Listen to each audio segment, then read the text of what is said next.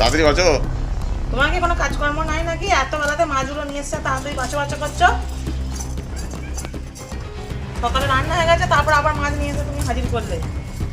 আমি বেছে রেখে যাচ্ছি, তুমি ভাজবে। আমার বেছে রেখে চলে যাচ্ছে, আমার আর সময় হবে না।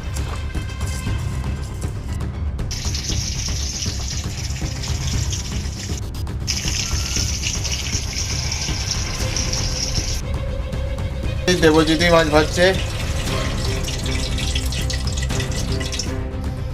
ছেলের মাছ এতগুলো ভাজা হয়ে গেছে, এবার আমি এতগুলো ভাজছি। সেদিকে বললাম আমি ভাজছি চান করতে করতে, বললো আমি চাপিয়ে দিচ্ছি বাবা, আমি চাপিয়ে দিয়ে তুমি দেখবে এসো। দেখছি একটুখানি করে ভেজেছে, আমি তো বললাম প্রথমে তো মুন্ডা বেঁচে দিয়ে চলে গেল, দেখলেই প্রথমে। আমাদের পালা এখন ভাজা।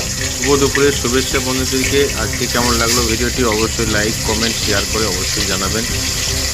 ভালো থাকবেন, সুস্থ থাকবেন।